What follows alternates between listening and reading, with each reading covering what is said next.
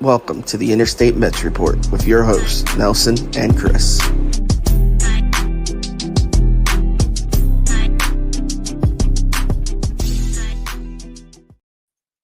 What's up? What's up, everyone? It's your boy CP here with my co-host Nelson from Amish Country Mets Fan. It is January 12th, and we are here to talk about some New York Mets baseball back on the Interstate Mets Report. And Nelson, I know you have some weather troubles over there. Hopefully we get you for the full show, but if not, then I'll continue the torch and hopefully we get you back. But like I said, before we get into anything, make sure you hit that thumbs up, subscribe to both channels down in the description down below, and hit the live chat, hit the comment section. We'll prop up the comments per usual and have a conversation. Nelson, how are you doing today?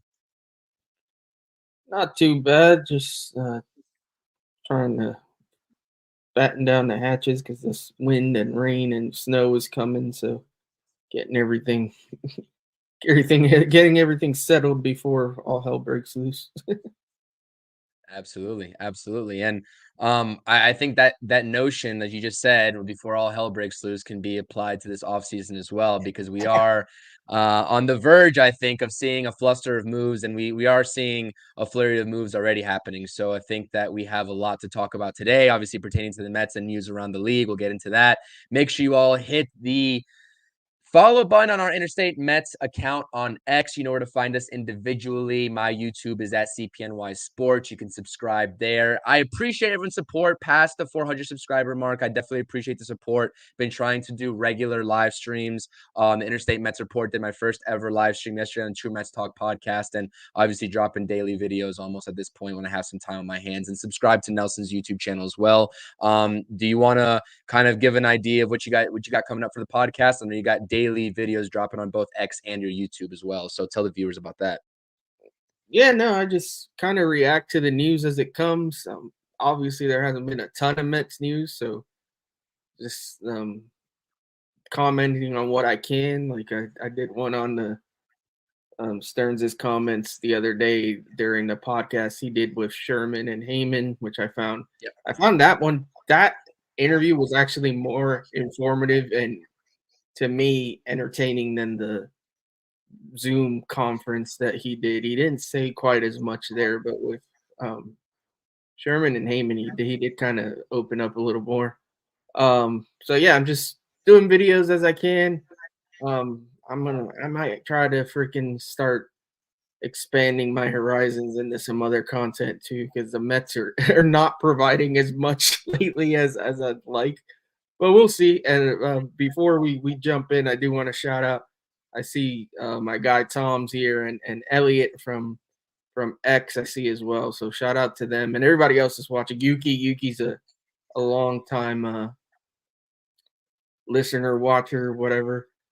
So appreciate everybody, and yeah, let's talk some ball. Yeah, shout out to Chad. Appreciate everyone tuning in. Keep dropping those comments and any questions that you may have or your own opinions, and we'll prop them up here as we're talking about the Mets. Good evening to you as well, Tom. Shout out Elliot, shout out Sanders here. We're going to talk about Jorge Soler, obvious. We got Ethan in the chat as well. We got Uncle Ted here asking why Marte is playing in the Winter League. So we got a lot to talk about. Jeff is here as well. Shout out Jeff. And Daniel, thank you. Daniel made it. I know you missed, hopefully you caught the replay of the True Mets Talk Live yesterday, so I'm glad you're here, Daniel. So let's talk about it. We saw some arbitration values go down for the New York Mets yesterday. That was the talk of the town outside of the Jorge Soler sort of steam that we are gaining that we're going to talk about in the next slide here. But we do have arbitration agreements with pretty much everybody that was eligible outside of, in the red here, you can see Phil Bickford is still negotiating. I think the Mets were at 815,000 and he was at 900,000 even. So that's neither here nor there. Phil Bickford is Phil Bickford. Remains to be seen what his status is going to be moving forward. But the main news, the man of the hour was top of your screen here, Pete Alonso, coming in at $20.5 million. And I have these guys in green because of the 6 guys you see on the screen here, only 2 of them signed for more than their projected values. And even Pete Alonso signed for under. I believe Spotrac had him at 21.1, and I believe Joe DeMayo said somewhere around 22. So somewhere in that 22 ballpark, 21 and a half, and we get him at 20 and a half for this season. Obviously, this is not a contract extension. For those of you on the chat, I'm sure you're well informed of how arbitration works, but this is not an extension. This is just a single season mark value before he is set to hit free agency next offseason. So anything pop out on your screen here that surprised you or you want to talk about as it pertains to these 6 guys, Nelson? No, nothing too surprising. I guess maybe I expected Pete to get a little more, but he did have a down year. They settled at 20 and a half. That's not bad. Hauser makes sense. Drew Smith, I don't think he should be paid anything, but that's besides the point. Tyrone Taylor went a little over. I'm not sure why Peterson went over, but whatever. It shocked me too. Yeah, that shocked me too. Lucchese, that's all right. Bickford, in one sense, I get it. You can't just give everybody what they want, but why we're arguing over $70,000 or whatever the hell it is I don't whatever. But I will go to arbitration and they'll settle it. Either way, he's not going to make much more. Obviously, I think he said he wanted like 900,000, so less than $1 million there. Yeah, nothing real crazy. I mean, if anything, the big news with the arbitration numbers was Soto getting the record amount. He got like 31 mil. So we'll see where that contract goes next year. But that yeah. beat Ohtani's, right? She was trying to beat Ohtani. Yeah, he beat Ohtani's number. So yeah, I mean, nothing crazy. The Mets end up all in all saving a few bucks here or there, but it's not anything that's really going to affect. I don't think that it's not enough money that it's going to like change their plan and their outlook. So all in all, it is what it is. Look good to have all this settled though, and just have the Bickford stuff to worry about, and then we'll see where Stearns allocates the rest of the funds, whatever it is that we do have to play with. Yeah, absolutely. And like you said, this is just pennies on the dollar that the Mets ended up saving with the guys in orange versus the guys in green that went over, right? David Peterson coming off of hip surgery, expecting him about midway through 2024. Not quite sure why he went above market value, but it is what it is.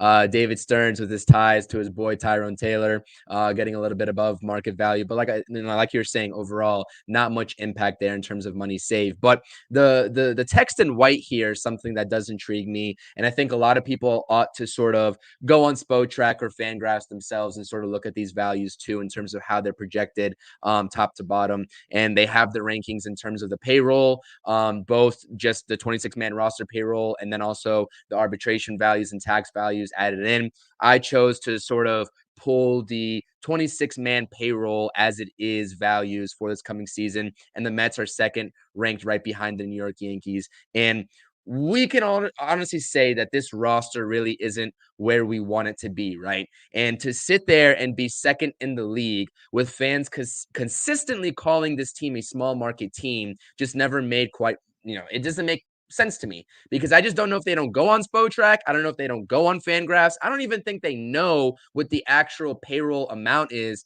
versus what the luxury tax threshold is. And given how mediocre this roster is right now, I'm going to call a spade a spade. This roster's mediocre for what the New York Mets ought to be with that 269, 270, 26-man payroll. I don't know. That's how I see it. That's how I value it. And I think that the Mets' hands were really tied when you take into consideration that the Mets were already at a disadvantage going into this offseason before it even began. Yeah, no, I mean, listen, I think we're in a situation where most Mets fans see it as it's not my money. I don't care. They also see the fact that Stearns is a gazillionaire, and they don't understand why he wouldn't just spend every single dime he has on this team. And let's face it, it's just not realistic. Like, there are financial constraints when you're paying. Things just didn't work out, right? Like, when you're paying for a Scherzer and a Verlander, and when you paid them, you expected them to be on your team for the duration of their contracts and to be like the aces of the squad and to like really be leading this team going into this year. And it didn't happen, right? So now you can't just keep compounding the problem and throwing money at just anybody. And that's where people have to like really understand. Like if you keep just throwing money at guys that just you don't deem to be worth it, it doesn't make sense. You can't Stearns obviously valued players at a certain level, and he looked at it and said, Yamamoto's a guy I want to throw money at. Didn't work out, right? But to then turn around and say, I'm just going to give that money to Snell or Montgomery or whatnot. If you don't value them to that level, then that doesn't make sense. You have to be smart. And listen, he wants to. He said it in that interview with Sherman and Heyman. He wants to leave spots open for these kids to be able to come up and prove whether or not they can make the team next year and they can be a contribution. If they can't, then he's got to shift his focus and shift the plan and figure something else out. But he needs to figure that out this year, right? So yeah, it's not the roster we all would have loved. It's not the way I don't think either of us would have went with it. But at this point, it is what it is. We have to roll with what we got. And hopefully we're pleasantly surprised, man. Some of this roster does have upside. Like Absolutely. Aya has upside. Severino has upside, given that he was a stud pitcher and he had a down year, but if he bounces back, that changes things tremendously. If Marte somehow has a season more like 2022 Marte, that changes things tremendously. If Brett Beatty isn't a bum and actually plays his potential that he did in the minor leagues, then like all that can change the dynamic of this team. So, and yeah, like I've said in my videos, like it can also go the other way, right? Like it's not, we hope it goes that route, that everybody goes above and beyond, but it can also go horribly and a lot of these guys can get hurt and whatnot. But the plus side there is most of these guys are on short-term deals, so it's easy to regroup next year and figure it out. So that's my opinion on it. Yeah, absolutely. And that was the reason, the art behind these deals anyways, was to regroup for next offseason anyways, right? I mean, Manaea has the opt-out, Severino's on a 1-year deal. You see all the depth piece signings for the bullpen. Like this offseason, these moves were all designed for that. And shout out Grant as well. Jet got invited to big league camp. I actually didn't see that, but thank you for breaking that. And thank you for tuning into the stream. That's huge. That's your guy right there. That's Jet Williams. He just got a spring training big league invite. That's huge. Yeah, man, that's big. Obviously, I don't think he's gonna make the team out of camp, but good for him for getting that invite. Shout out Grant and congrats to him for getting his page back. Jenny Metz is back and operating again, so congrats. Good to see that. And yeah, man. I mean, I'd love to see Jet. I've told you time and time again, he's my favorite prospect. So definitely want to see what he can do. And I do think there's a world where Jet Williams, if he continues his ascent in the minors, could see a call up at some point in the end of the year, whether it be a September call up or maybe a late August move because of injury or something. Like I could see it. Like the dude has that potential. So it might not be likely, but it's possible. Yeah. And I have the graphic up here for the expectations in 2024. We'll talk about some of the prospects that may or may not be coming up in 2024. But before we move on to the DH situation, let's get to some of the comments here. We got Tom saying, bottom line, Cohen is rich, but no matter how rich he is, he doesn't want to pay for any more luxury tax than he needs to. It's giving money away. I agree. And I agree specifically for this offseason because Cohen is not a fool. He knows this team is not going to be competing for a division, just like all of us objective fans know that they're not going to be competing for a division. Unless you're the homerist of homers, right, for this team, which is great, more power to you, keeping a positive mindset. This team is not competing with the Braves, and I don't think they'll be competing with the Phillies as well. Those are the top two teams in the division. The Mets are not that. They can sneak into the wild card, but why would Cohen keep adding on exponentially to this roster? He already has. Why would he add on $30 to $40 more million and accrue that luxury tax steadily for a roster that's not going to compete with those teams? So I agree with you, Tom. And Tom also made a comment here up about Pete Alonso talking about this arbitration value might be a good sign in terms of getting an extension under $30 million AAV. It could, but it couldn't. Like I said, I don't know. Like, most of the times, right, arbitration does have a direct correlation with the guy who's hitting free agency in terms of what they're going to be making AAV. Obviously, the AAV for their extension, presumably, unless they stink it up, then the very next season is going to be higher than what the arbitration value is. But I truly do think Boris is not a fool. Like, they took this because they didn't want to drag it out. But I really do think Pete and his camp are going to be asking for the moon this offseason. So, yeah, next offseason, I should say. Yeah, I expect the same. And listen, as far as Cohen's concerned, like, he was still willing to throw that money out there. Like, he offered Yamamoto $320-something million. So it's not like I love the fans that are like, oh, he's gone cheap and we're not going to spend money anymore. This is just a sign that he brought in Stearns to penny pinch. And it's like, dude, if that were the case, we would have not even talked to Yamamoto. Like, that. Yeah. Obviously, we had a different plan if Yamamoto had signed. Was it to sign every single person out there? No, but I think if he had signed, maybe we would have been a little more aggressive. But it is what it is. He didn't sign, and Cohen's like, you know what? Let me not have to spend more and more on the luxury tax than I already do. Like, and I don't blame him for that. So, I don't know. Fans are going to complain no matter what, so there's nothing we can do about it. But all we can do is try to be reasonable and shine the light on why things are the way that they are. Yeah, absolutely. I mean, absolutely. I couldn't have said it better myself. Like, there's no reasoning with some people. Two topics that I wanted to get into before we move on to the next screen is one. Let's see here. I see in the comments there was a good comment here. Right here, Grant saying Stearns is building this pen like he did in Milwaukee. The depth is crazy. The kid Max Kranick we just picked up today, for example, he could be a solid piece. And this is something that I've been seeing with the bullpen, right? We saw it early on with Kyle Crick, Austin Adams. We're continuing to see it. Or your Andre Scrubs, your Max Kranicks, your Yaxel Rioses, all these guys. Not much sample size to go with them, right?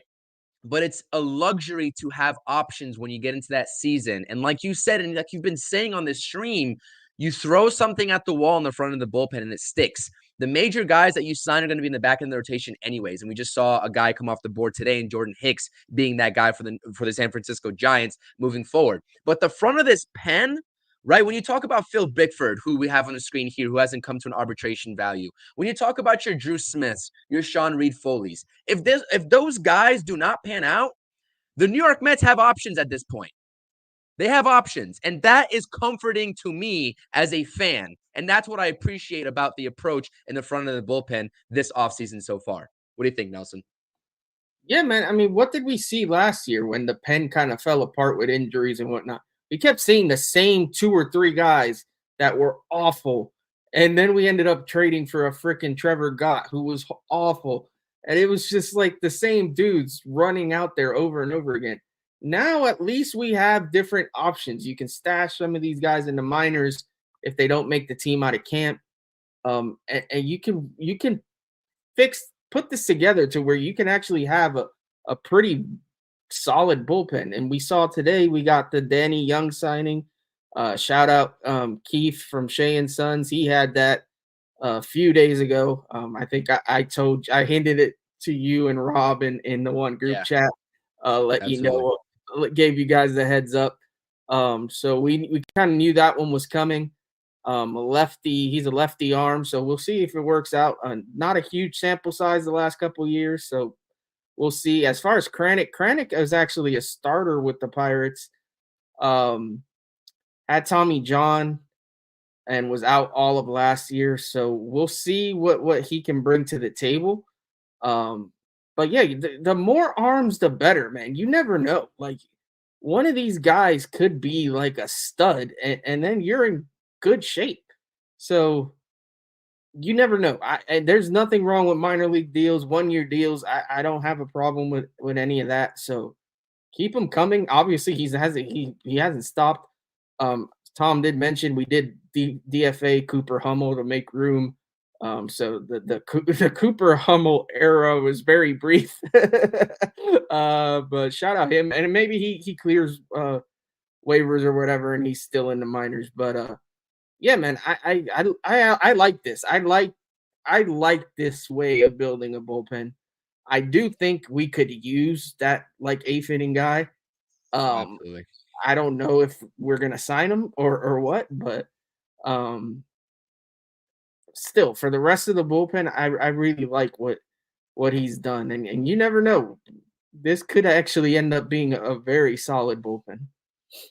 Yeah, I agree with you. I agree with you. And like I said, David Stearns, he's 3 to 4 months in on the job. I'm not going to judge him by this offseason. He got handed an organization that was in cap space purgatory pretty much, right? And so we see that money come off the books and you see what he has or what he has to work with in an abundance of resources next offseason, then we can truly evaluate. I think that the way this front office was handed to him and how the roster was handed to him is just not fair to evaluate him in the first 4 months of his tenure. So the second topic before we get into the DH situation is this report that came out about Ronnie Mauricio, and Junior Swingman is talking about it here. And we will address it as well. The New York Post article talking about why Ronnie Mauricio, despite the New York Mets organization pretty much urging him not to go play in the Dominican Winter League ball, the league this season, pretty much he went in terms of foregoing their advice, and it was due to monetary reasons, right? When he signed his bonus with the New York Mets at 16 years old for $2.1 million. There were some shady situations going on with a family member.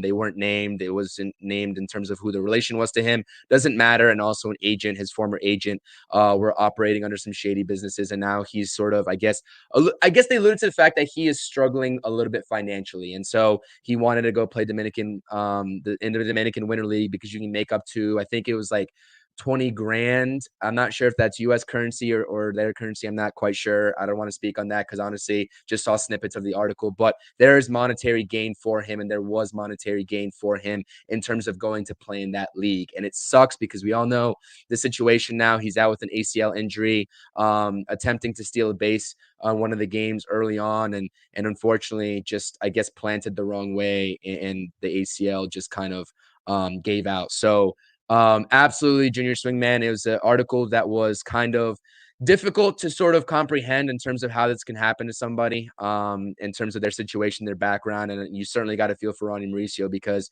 he's not going to be able to go back out there and, sort of prove himself in 2024 with the limited sample size that we saw from him in 2023. So hoping all the best in terms of a speedy recovery for me, in terms of wishing Ronnie Mauricio a speedy recovery, and hopefully we see him come back with the vengeance in 2025. And Nelson, I don't know if you have anything to add on to that, but definitely needed to be talked about here. Yeah, no, man, it sucks because it happens more than we hear about. Actually, these kids getting taken advantage of by their agents or family or what have you when they sign deals at the young ages that they do. You see it a lot in other sports too. I'm a big boxing guy. You see boxing promoters taking advantage of their fighters all the time. And it sucks. Like these dudes like are trying to support their families and trying to make what money they can. And when you get these guys taking advantage of them, they end up in a situation like this where they have to do something that they maybe not necessarily wanted to. And it ended up costing him a whole season.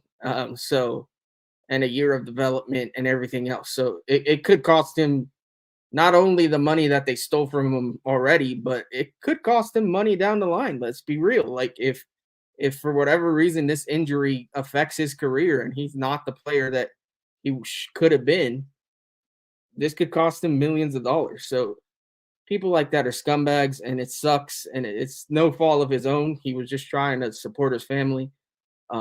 So I wish him the best. Wish him a speedy recovery. It sucks that this went down like this. Sucks that the Mets couldn't have like worked something out. But I Yeah. know there's like rules and stuff with all that. So but it is what it is. Like it sucks. It just sucks.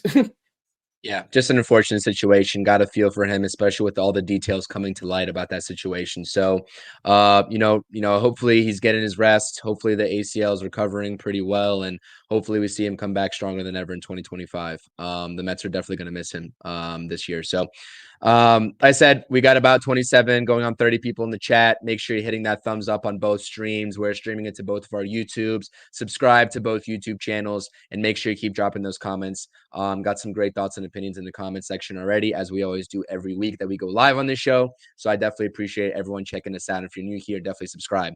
Moving on to the DH situation, we saw our latest report from Hector Gomez, as reliable or unreliable as you want to label Hector Gomez. That's up to your own interpretation. But we do have a report that followed up a couple days. It was a couple day follow up from Robert Murray's original report saying that the New York Mets are actually interested in Jorge Soler when everything was quiet on the Jorge Soler front, right? So, first and foremost, just flat out, are you buying or selling this report that the Mets are heavily interested in Jorge Soler, given the whole sort of contract that they're willing to give out versus what he's looking for? Are you buying or selling? I mean, I'm kind of selling here. I don't really see it. But then again, I mean, you really do never know. I mean, the price could come down. Maybe he does. Maybe he looks at what Teoscar Hernandez did and took a 1 year, 20 something $million deal and goes, you know what, I'll take a 1 year deal and see if my market's a little better next year. And if that's the case, maybe the Mets are willing to pony up a little more money for if it's just a 1 year deal. So it's a possibility, but I'm really kind of selling on this one. I don't see it. If I had to guess, it is far more likely that it's a JD Martinez or Justin Turner. Even more likely, I think Justin Turner, just because he's more of the three. I think he's the likeliest to take a shorter term deal. But I don't know. I could be entirely off base. but to me, like the Soler thing, I'm not really buying right now. Yeah, not me either. I'm not buying it at all. I dropped a podcast episode on it today when I saw this Hector Gomez report on Twitter, and everybody was starting to run with it. I'm like, hold on. The New York Mets have had a plan this entire offseason, with the exception of the name Yoshinobu Yamamoto and the contracts that they're willing to give out in terms of the years. And Jorge Soler has already been reported to want a 3 to 4 year deal, presumably that 3-year deal sweet spot, which is why he probably opted out of that Marlins contract anyways. Also, in addition to the fact that it was a low AAV salary anyways that he was scheduled to make with the Marlins. But regardless, like, I don't see it happening unless something drastically changes in his market, that he is willing to accept that Teoscar Hernandez-esque deal and the 1-year deal to prove himself. Because Jorge Soler, let's not get it twisted, he's a great power hitter, one of the premier power bats, 36 home runs last season. But you look at years prior, like, I see inconsistencies in his statistics. I see inconsistencies in his game.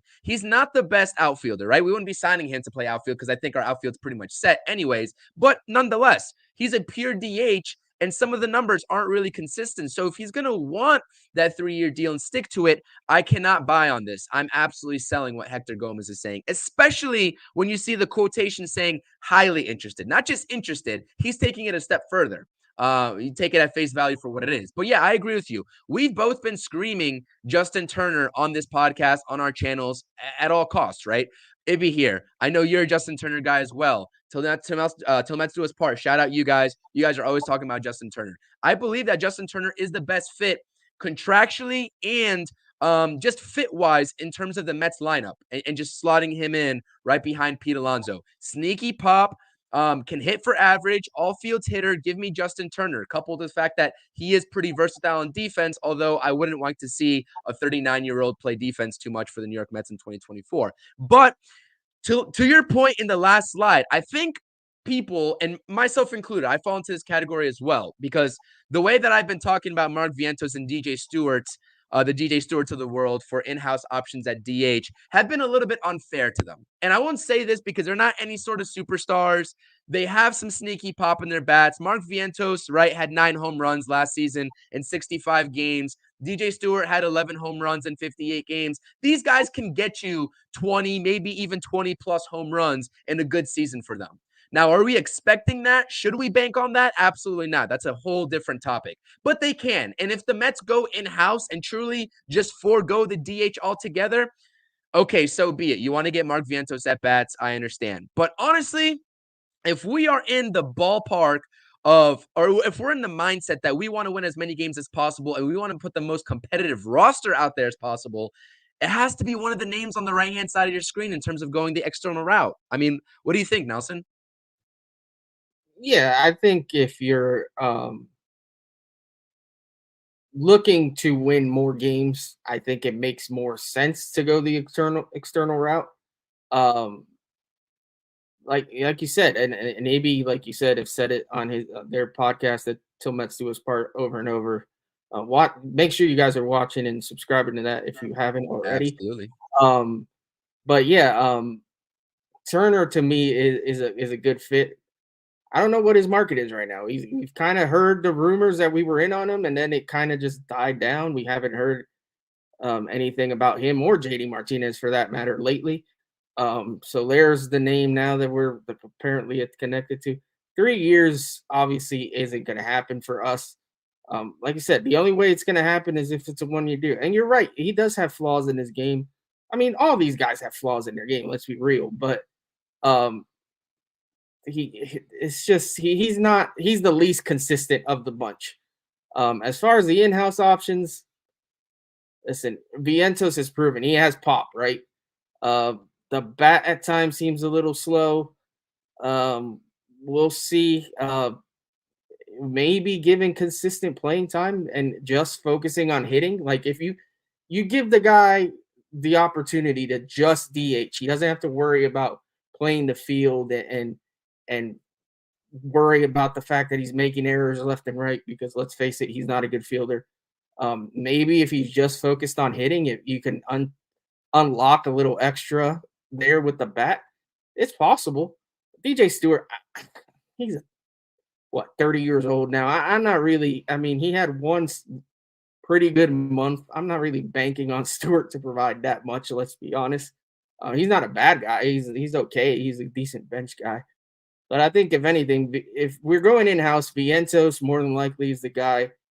You might, if Mendoza's smarter than Buck Showalter, which I hope he is, you might see Marte in that DH role more often, because let's face it, you worry about his legs and that the hernia surgeries and this and that. So getting him off his feet and not in the outfield is probably a good idea. The fact that he pretty much never DH last year with all his issues made no sense. So yeah, you might see just a combination of those 3 guys. We'll see. I mean, we hope that works and that leads to more wins. But yeah, I think honestly, if winning games, in my opinion, and winning games is the goal, winning more games, then to me, you kind of have to go the external route. I hate what we've had in the DH spot the last couple of years, and I'd like to have someone a little more proven to be in that role. Yeah, absolutely. I completely agree with you. Listen, I'm not going to knock Mark Vientos. Like, you look at his baseball savant page, the guy can hit the piss out of the ball. Like, when he makes contact and doesn't strike out, because he's a high strikeout guy, right? He swings and misses a lot. His hard hit percentage, his barrel percentage is great.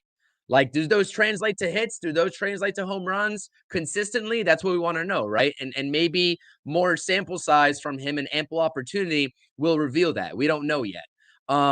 But like you said, just the optics of it. If we want to win ball games, why not get a complete hitter in here? And easy. Why? Why? What does being 40 years old have to do with swinging a baseball bat? You don't have to run. I'm not asking him to leg out triples. I'm not asking anything like that. He hit 276, 23 home runs last season, around an 800 OPS. That's better production, light years better production than what we got from any DH last season. So, MEZ, why? What does 40 years old have to do with being a DH on a 1, maybe fringe 2-year deal? What? I need to know. Like, please hit the comments and tell me, because I don't understand that line of thinking. I'm sorry. Drifter wants to go in with Vientos. Like I said, if that's the case, I understand giving him at bats. I absolutely understand giving him at bats. Daniel's saying the same thing with Vientos needing more time. And shout out Stevie Max also in the chat as well. We got Talking Mets with Rob. Shout out Rob. I'm not sure if he's going live today, but make sure you guys go check out his channel. And we got a special comment here. JoJo saying shout out to all the Girl Scouts. There you go, selling cookies. Let's go, little Amish. There you go. I saw that. Hopefully the post helped her out. It has. Thank you, everybody that's ordered some cookies. Say thank you. Thank you. She said thank you. She's hiding behind her little bear. So hello, everybody. Thanks, JoJo. All right, you can go. But yeah, shout out JoJo for saying that. She's trying to sell some cookies, and we'll see how it goes. I appreciate everybody that's helped out. Yeah, absolutely. We got some more comments here while talking about the DH sort of situation. Any of those three are better than Vogelback. It's an upgrade. Absolutely. Like I said, yeah, I don't understand why you don't want to sign a 40-year-old to swing a baseball bat for the New York Mets in 2024 on a 1-year deal. I don't understand it at all, MEZ. That argument is not a good one in my eyes at all. That point makes sense if it's a 2 or 3 or 4-year deal. Like, obviously, you're signing a 40-year-old to multiple years. That's stupid. But for a 1-year deal, yeah, it's perfectly fine to take a chance on a guy that had a solid year last year. So, I mean, yeah, maybe given our luck, he freaking ends up this being the year that he goes down the tube.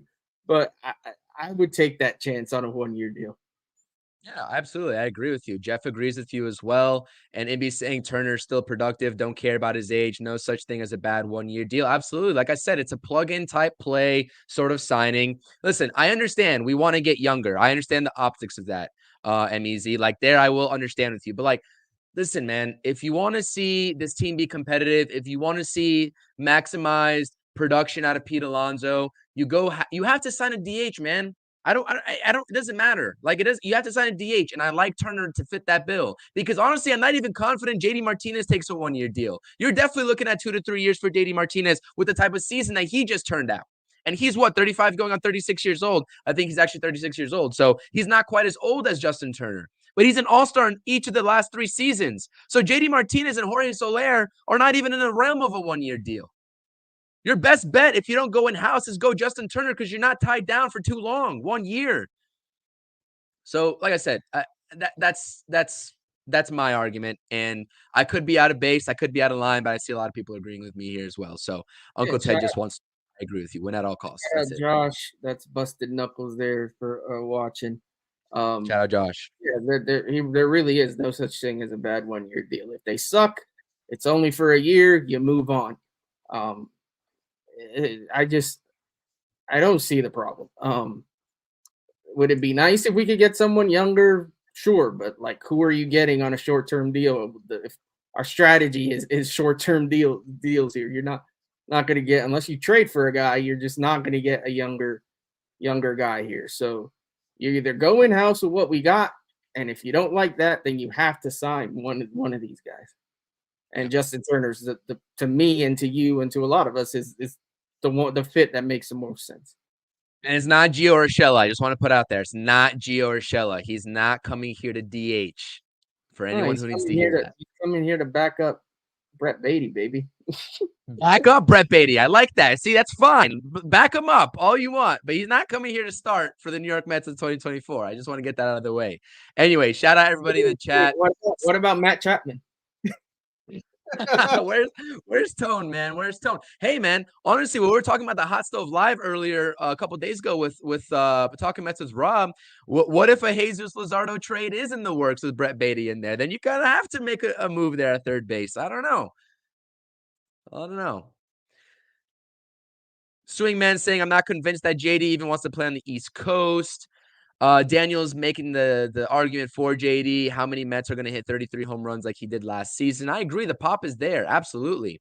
But when you tie yourself down, like he's going to be, if you give him a 3-year deal, like if that's what he wants, you're going to be talking the same conversation about not wanting to sign a 39-year-old Justin Turner, but you're going to get 39-year-old JD Martinez.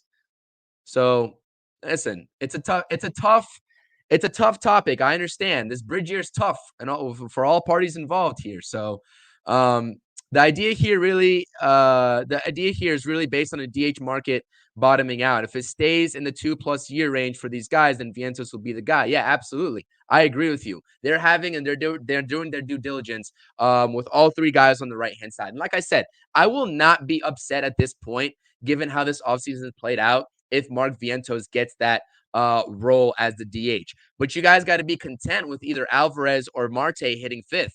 And that's just not like Alvarez probably is the better fit for that.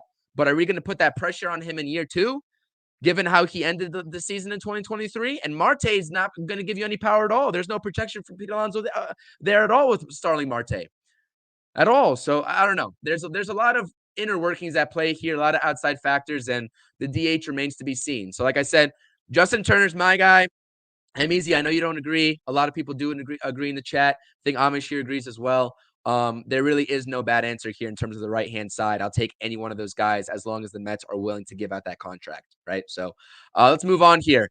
Expectations in 2024. We have a couple of reports up at the top. One is absolutely factual, coming from the man himself, David Stearns. The other one could be myth. Could be myth, could be fact, right? Mets have around, quote unquote, around keyword $10 million left to spend this offseason per Andy Martino on the SNY Mets Hot Stove Live. Are you buying or selling that, Nelson? With given what we know about Andy Martino, are you buying or selling that quote? I mean, I don't like to give Martino any props. I can see where that's true, just because we talked about it earlier. Why do you want to keep spending money and make that tax bill even higher on yourself, especially if it's for guys that you don't deem worth, like if it's guys that you don't really think are going to make as much of a difference and you don't think are as good as what they're going to make, then it just doesn't make sense. And there really isn't, I think, a free agent out there that is a difference maker, in my opinion, that is worth like splurging on. That's what I feel like. If they fall into our parameters or what we want to spend, yeah, great. But I'm not. I don't want to overpay for anybody, any of these guys that are really left out there. Trade market's different. Obviously, if there's a trade to be made that can improve this team, money to me isn't.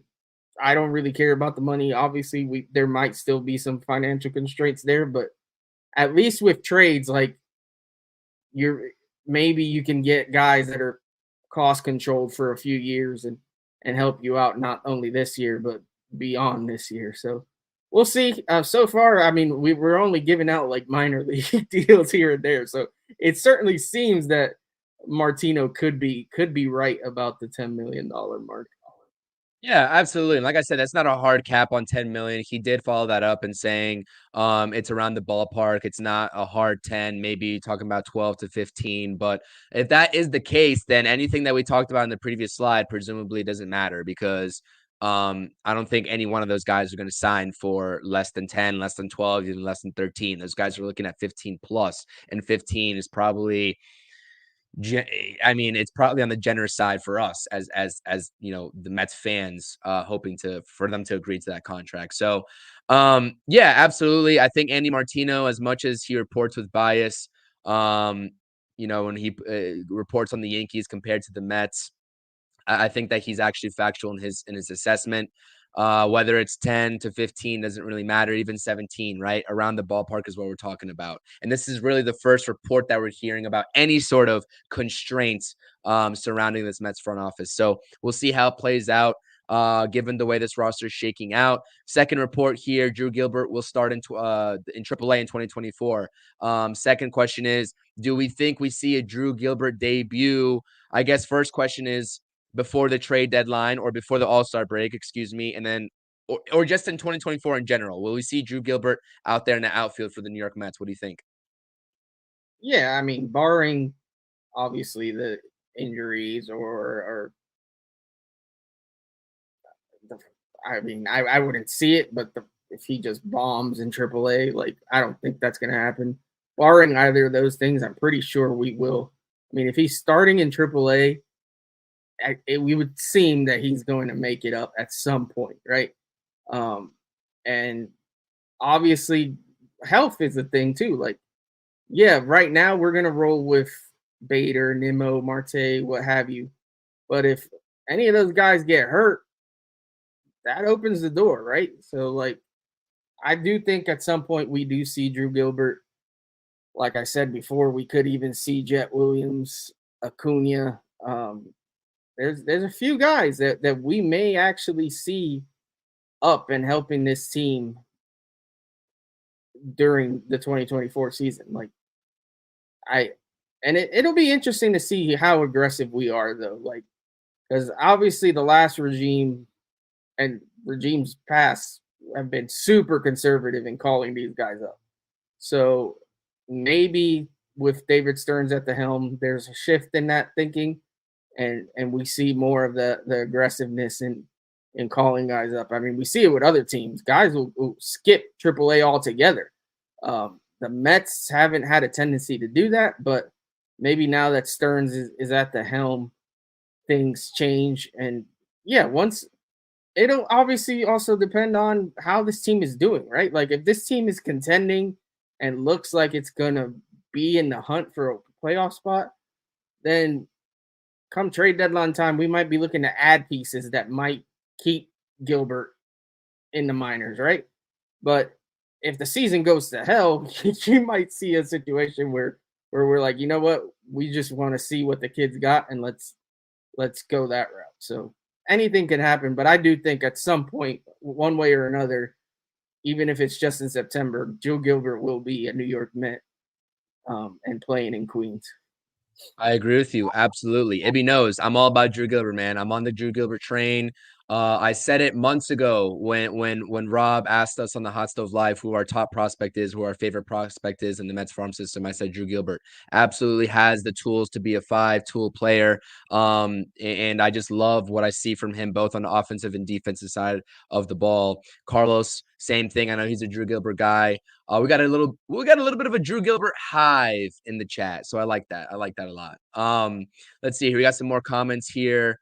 Josh is saying, I think Gilbert and Acuna can be up after the deadline moves if the Mets are out of it and start to move guys. Yeah, absolutely. Like I said, this is about waiting and seeing in the first half of the season how the Mets are going to shake out. And I think talking Mets with Rob firmly believes that as well. And that seems to be pointing, all signs seem to be pointing to that.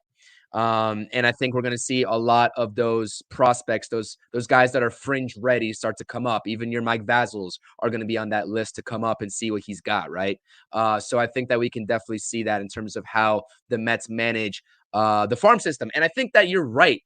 A lot of times, I can't remember who the last Met was. I think it was Michael Conforto to go from AA straight to the majors, right? I don't think anyone in between did that outside of Conforto. So that's not something that we're accustomed to seeing, but I am getting the sense that David Stearns is in the realm of mindset to sort of bypass AAA. Now, we're not seeing that with Drew Gilbert, but I firmly do believe if we see a Jet Williams go back down, who knows, maybe he hits AAA as well after spring training, but maybe he goes back down to AA, or even a Luis Angel Acuna if he impresses in AA. I know he struggled a little bit in the latter half of the season last season when he came over to the New York Mets. Those guys can go from AA right to the major leagues. And like I said, I don't want to call AAA, useless, but at this rate, with the competition that they're seeing and the way that AAA is sort of looked upon compared to AA, I'm not quite sure what sort of value it would have,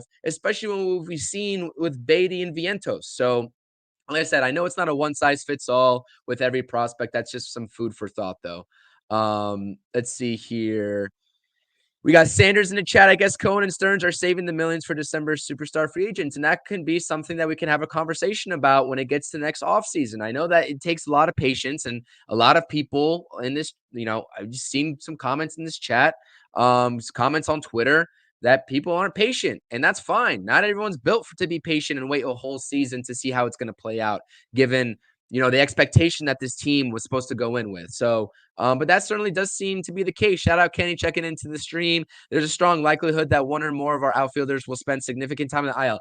I don't want to say I agree with that because I don't want to talk on injuries like that. That's not what I'm in the business of doing. But at the end of the day, Kenny, you are right, because we look at the sample size of games just flat out that we've seen from our outfielders right now on the roster. Starling Marte and Harrison Bader, they don't have the biggest of workloads in the last couple of seasons, at least last season, first and foremost.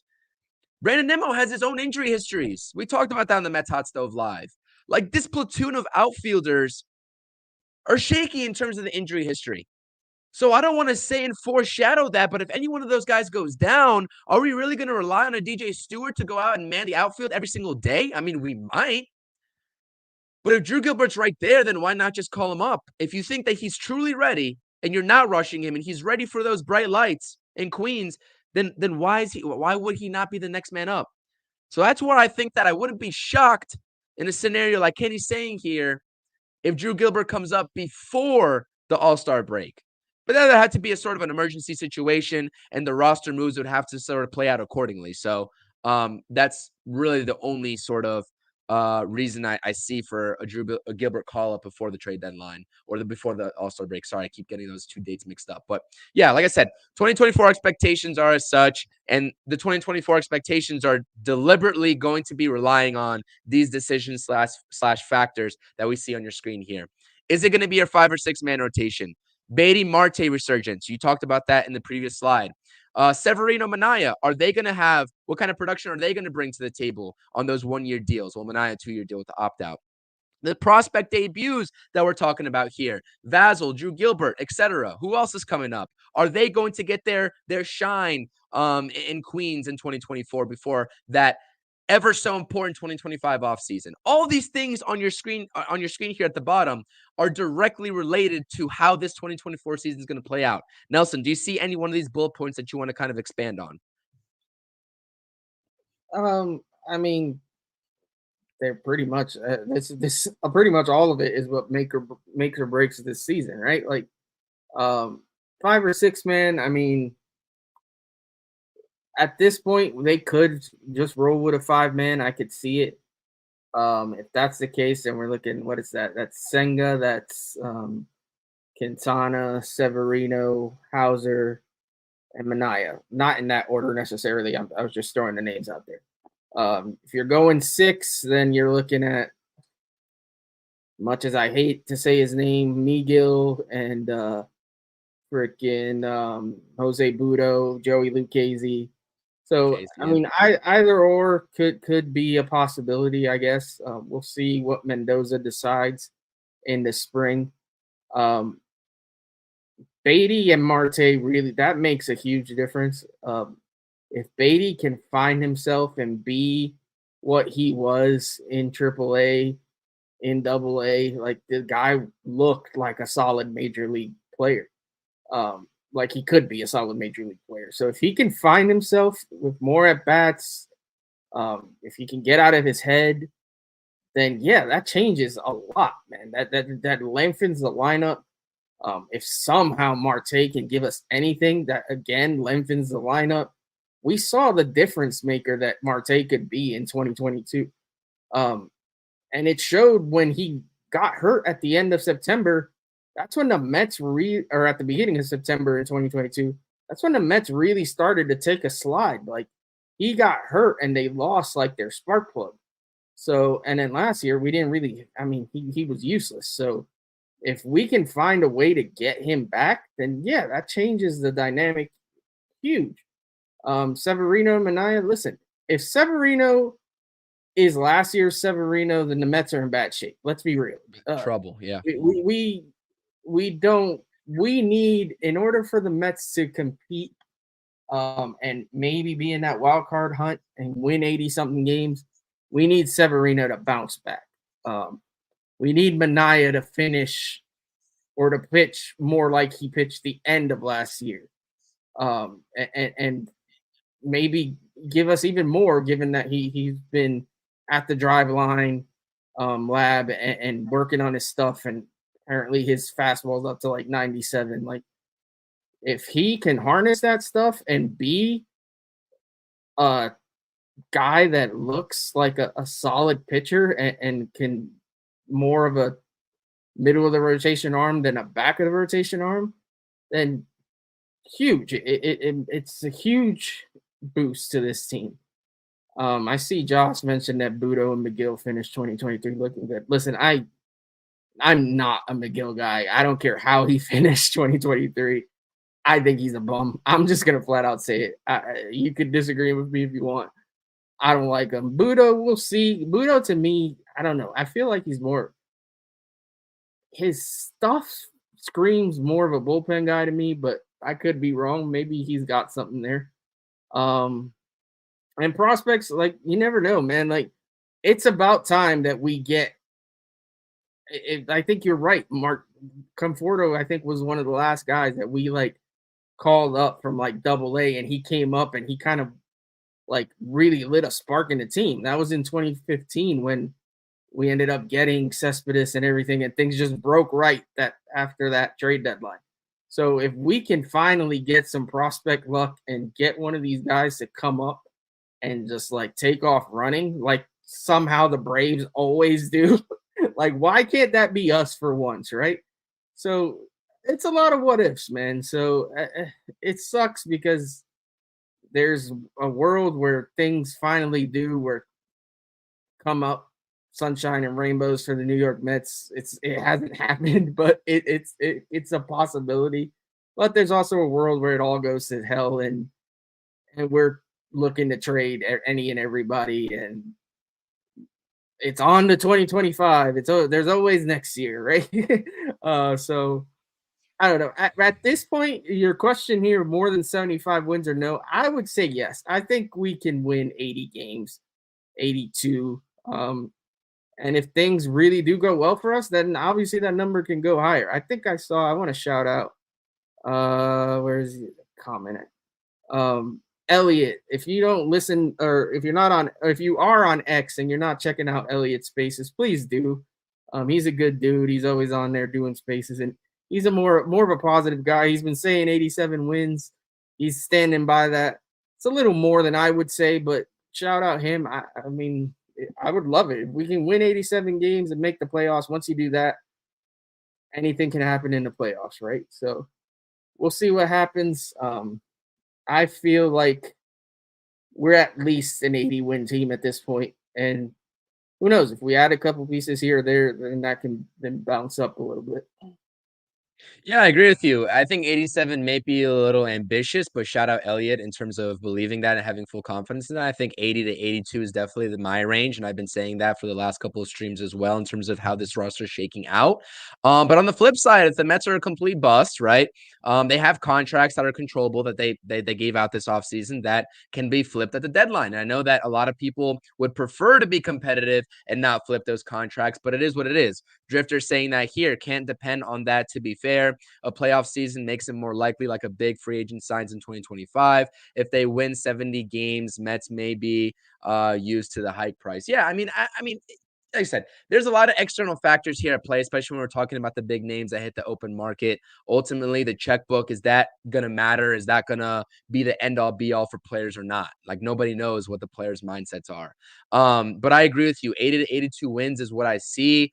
If the Mets somehow falter, Severino doesn't go back to the old Severino, Manaea doesn't take a step up this season, maybe we don't see a resurgence of a Marte and Beatty like we're sort of hoping for here in terms of what we have on the screen, then you flip these MLB ready talent guys, whether it's Harrison Bader, Sean Manaea, Luis Severino, if those guys are drawing any interest whatsoever. But you also probably take calls on some of the names that you might not want to trade. And I'm not going to say his name, he who shall not be named, but we'll reserve that.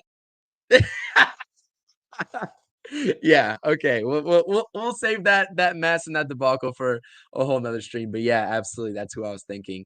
Do I want that to happen? No, absolutely not. But at the end of the day, they took calls last season. in that sort of situation, and they're going to do it again, right? So that's just a fact.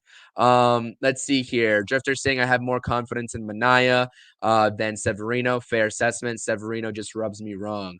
I'm not sure if he rubs me wrong. It depends on his location and his command of pitches. He also has been going to that drive line pitching lab. I'm pretty sure I saw the changeups look good. Obviously, this is just a bullpen session, so we'll see. The movement on some of those pitches was looking pretty sharp. So Yep. let's hope you can Absolutely. carry that into the season, man. Health is huge for this team. Hey, did you see that he's trying to, the answer that he gave in his press conference, trying to work on more sleep? I found that interesting, that he was having a hard time sleeping. Yeah, I mean, that's a lot of athletes, and I'm sure there is actual studies that prove it to be true. I mean, even for everyday people, right? The more sleep you get, the better you feel the next day, and the better your immune system is, and all that crap, right? So I could totally see how having a better sleep program is important for these guys. So yeah, that was interesting to hear, but it's not a shock. Definitely, I'm surprised. Like, I wouldn't be surprised if the every player on the team gets like told like you need to sleep this many hours and this and that and the other. I mean, there's so much behind the scenes stuff that happens with these guys. So yeah, man, more sleep. Get your sleep. Drink your water too. We remember multiple times over the last few years, this team has had issues with guys like cramping and having hamstring issues, and they say they don't drink enough water. Why not? Like, drink your freaking water, fellas. Like, what are you doing? So stay healthy. Simple tasks. Yeah, absolutely. Health is utmost priority here, especially when we're talking about the New York Mets, and for everybody's sake, that applies not only to these athletes but to us as well. So I think Daniel's not convinced on Big Drip either. So I think he's with you. That nickname is just awful. Like, somebody needs to slap him just for that nickname. I'm sorry. I'm a McGill hater. Like, I really am. I can't stand him. Listen, Josh, hold on. I need to address this comment. No, Chris never reminds me. I never get the heads up that it's Hawaiian Friday. I need a little bit of a heads up here. Facts. I walked into my door not 5 minutes before the stream, and I was like, what am I going to wear on the stream today? And I figured I'd just pull out the Hawaiian Fridays. Next Friday, though, I'm warning you right now. I'm saying it on this stream. It's public knowledge. Wear the Hawaiian next week. Both wearing Hawaiians next week. Right. Absolutely. Shout out Aaron, though. Shout out That's My Sports. Yeah, absolutely. The movement on Sevy L's changeup. Josh is saying he saw two. Videos don't lie, but does the bullpen lie? I don't know. We'll see. You know who? Familiar face was also going to drive line drive or drive line. Mr. Carlos Carrasco, a 36-year-old cookie, going to drive line too. So don't let the Mets see that in a potential reunion. I don't want any part of Cookie Carrasco anymore. Cookie on a minor league deal for 2024. Who wants to see that? Imagine. This is a little bit of a fun comment here too before we get into the news around the league. Do the Mets get their City Connects this season? We've been waiting on that. That's been the rumor, right? Like, everybody's been saying that we're getting it this year. So yeah, it'll be interesting. I'd have no faith in Nike to do us justice here. In my opinion, most of these City Connects are god awful. So I mean, I hope it's nice. Whatever it is, I hope it's nice and it's creative, because we've seen some real doozies with these City Connects. So I just hope it's a decent jersey. Yeah, absolutely. Tom saying that Jury's Familia was that drive line. Keep that man away. No. We're not. I'm not going down that road, Tom. I appreciate you giving me the insider knowledge there, but I'm not going down that road. Let's just bring them all back. Drifter saying White Sox could sign Cookie. Listen, I hope he gets an opportunity elsewhere, just not in New York, at least on the Mets side of town. So, like I said, shout out him. Always will support former Mets, but I don't want him here. Nobody wants him here. White Sox have been signing washed players. We'll see if there's a reunion there. They're trying to stay afloat, see if they're going to sell off any pieces this offseason. So let's sort of steam into our last topic here before we get off to start our Friday evenings and our weekend evenings. So some news around the league. All right. Top of the screen here. Mr. Stroman is heading back to New York on the opposite side of town. After all that crap he was alluding to on Twitter regarding the Yankees, how Garrett Cole's a crybaby. He liked Jared Carabis's tweet saying Garrett Cole's a crybaby. He talked negatively about the Yankees. I'm sure those tweets are all deleted now, but he does ink a 2-year, $37 million deal with the Yankees. I was live last night when the news broke. Nelson, I didn't get a chance to ask you what your thoughts and opinions were about this Marcus Stroman signing for the Yankees. What do you think? I hope he sets that clubhouse on fire. This guy, he talks so much crap. Like, I'm sorry. I wanted to like the dude when he was here. He just can't keep his mouth shut. I'd love to know how apparently New Yorkers were like one of just totally racist. And so are the people in the Bronx not? Like, is that what we're saying here? Because now he's comfortable playing in New York with all the racist New Yorkers all of a sudden. So, like, I don't know, man. This guy's always running his mouth. I don't like him. I hope he implodes in the Bronx. I gotta say it. I can't. Most guys I could be like, whatever. This is the one guy where I just cannot. And the fact that the fact that Yankee fans are actually trying to justify this move and after all the crap they've talked about him, like acting like this is a great move on their part, like, please, like, can we at least be serious here? But whatever, it is what it is. At least he's not on our team. That's all I care about. Yeah, absolutely. I know there's two sides of the fence over there in Yankees Twitter. Been kind of lurking over there, seeing what their thoughts and opinions on the signing were. Half the fan base is like, well, I mean, he's Marcus Stroman, right? He has that brand name to him. Did at least decently in the first half of last season. I think he kind of tailed off toward the end after I think he had an injury, but I think he had a 3.95 ERA overall and 10 wins last season with the Cubs.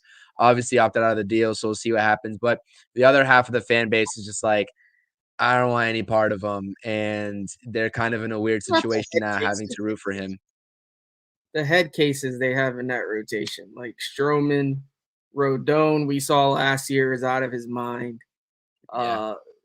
Garrett Cole's an ace, no doubt, but he's also like a little off his rocker sometimes.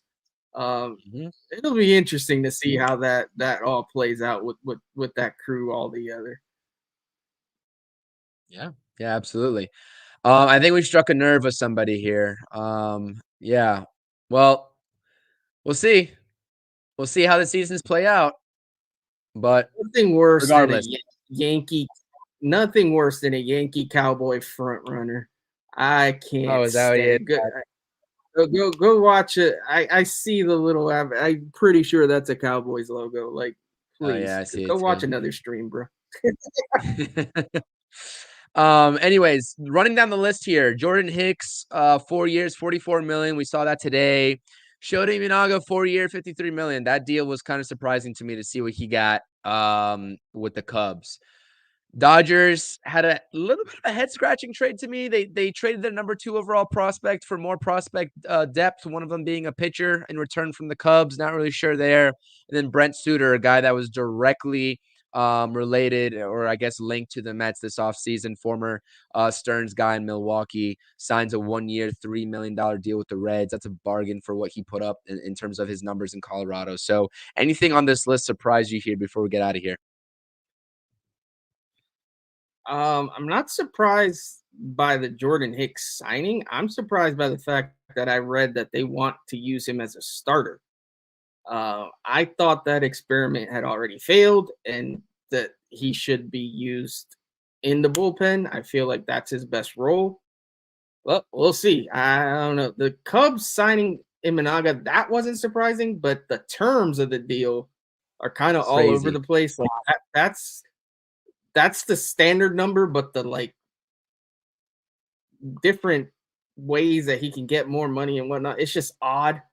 The Dodgers trade is an interesting one for sure. I really don't know how to feel about that one. Brent Suter, I mean, he's a guy I think we a lot of us kind of were interested in. But is what it is. I think he's from Cincinnati, so that field kind of makes Oh, sense. Maybe he wanted to be yeah. home. Since he has quietly built themselves an interesting little squad. Like they've made some interesting moves this offseason. And with the young guys they got, maybe they can make some more noise. They were pretty they were in the race last year for a while. So we'll see. It'll be interesting to see what Cincy's got going for him. Yeah, absolutely. Absolutely. I think Josh wants to bring Wandy to Queens. I think Daniel's in the same realm here in terms of asking if Peralta rumors are a thing. Honestly, like I said, we missed out on Brent Suter, was a cheap option. I know that Wandy's not going to be as cheap of an option, but at this point, I like Wandy's stuff.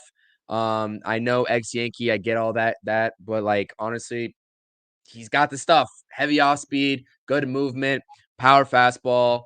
What's not to like about Wandy Peralta and his sample size with the New York Yankees the last 3 seasons? So honestly, I'd take both Peraltas. Go trade for Freddie Peralta and give me Wandy Peralta in the pen. Go give me both of those guys in the offseason. I think it's feasible. Honestly, I think it's feasible. If you have a budget of 10 to, let's call it 10, between 10 to $20 million. Let's say Martino's on the right track, but off base. Freddie Peralta carries a cap hit, a luxury tax cap hit of $8 million. Signed a team-friendly AAV deal, 5 years, $15 million, $5 million a year, plus the extra $3 on the luxury tax cap hit. Wandy's going to command, maybe this is where I'm wrong. I don't think he's going to command somewhere around 10. I think he's going to be a little bit more expensive. It depends on how many years he wants as well. But they can float close to, with both those guys bringing them on the roster, maybe somewhere around 20 to 25 million. That's being maybe a little bit generous to us as well, but I'm going to push that narrative. Give me both Peraltas, one for the starting rotation and one for the bullpen. That's been my narrative, so I'm going to stick to it. Yeah, I know you've been banging the Freddie Peralta drum. I haven't seen anything that says that the Brewers are planning on trading him.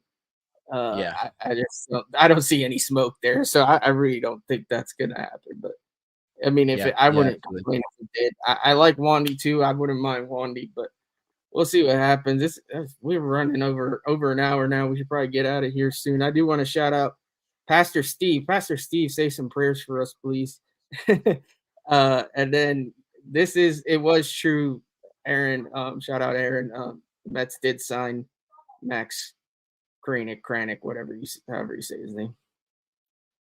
Yeah, signed them, picked them up off waivers, kind of same thing at this point of the offseason. So, Yeah. Yankees fans on the Mets channel here. Sad that they don't have their own YouTube shoes. They do, but they just like to come troll, so it's fine. I mean, as long as they're being respectful, then it's fine. Whatever. I don't really like bums calling us bums doesn't really bother me. So shout out them tuning in, giving us some attention. Love it.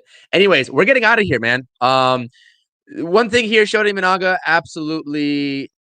I mean, I don't know. I guess he really wanted to go to Chicago. I got no idea why he inked that deal with the way this pitching market has sort of come to fruition. I believe it's 4 years, $53 million guaranteed with the incentives to work up to a 5-year deal if the Cubs pick up that 5th-year option up to $80 million. Like, that's a steal for them. Honestly, that's a steal for the Cubs. So good on them. And I guess good on Shota for getting money. But it's like, I feel like another team would have went a little bit above and beyond that. I don't know what his market was. I'm not an insider, but that was a little bit sketchy to me. And I don't know what the Dodgers are doing, but apparently they have a plan in place there, trading the number 2 overall prospect. So we're getting out of here. This has been another episode of the Interstate Mets Report. I thoroughly appreciate everybody and anybody who is tuning in today. Yes, even if you're a Yankees fan, we appreciate you making your way over here. We got Pastor Steve in the house as well. Welcome, Pastor Steve. And then we got Elliot saying, good job as always. Good job as always. I definitely appreciate that. We hope you guys enjoy the content as always. Make sure you all are hitting that thumbs up, subscribing to both of our channels, not only mine, but also Amish Country Mets Fan on YouTube. In the description down below, you can find both YouTube channels. Make sure you subscribe to both and follow us on X for all your latest podcast updates and more New York Mets talk between the two accounts. Follow us on Interstate Mets. you will not be disappointed. So Nelson, final words before we get out of here and end this stream and send everybody off into a happy, healthy, successful, whatever you want to call it, weekend as New York Mets fans. No, I just want to say thank everybody for watching. Appreciate everybody that came in, left a comment. You guys kind of drive the show. We have our topics, but we like to bounce off of the commenters as well. So appreciate all of you. Hope everyone has a safe and great weekend. You as well, Chris. Hope you have a great weekend. Thank you, Tom. That's my brother right there, Tom. So yeah, man. Hopefully we get even more news to talk about for next week, and everybody be safe. Yep, absolutely. Let's go Mets. As always, one more time, hit that thumbs up. It helps the podcast grow. And hopefully you all enjoy the content. We'll be on here a lot more as the offseason progresses into the actual season come opening day. So as always, let's go Mets. We'll keep you all updated on both of our YouTube channels, doing weekly content, even daily content when we have the time on our hands to talk about the latest news surrounding Mets land and the Mets world. So let's hope for some more signings. Hopefully they go a little bit above and beyond that 10 million that Andy Martino was talking about, but it's a wait and see game at this point. As always, let's go Mets. Until next week, it's been another episode 36 of the Interstate Mets Report. Peace. Thank you for watching the Interstate Mets Report. Streaming Tuesdays at 5 p.m. and Fridays at 4 p.m. Eastern Standard Time. Make sure to like, comment, and subscribe to @Amish Country Mets Fan and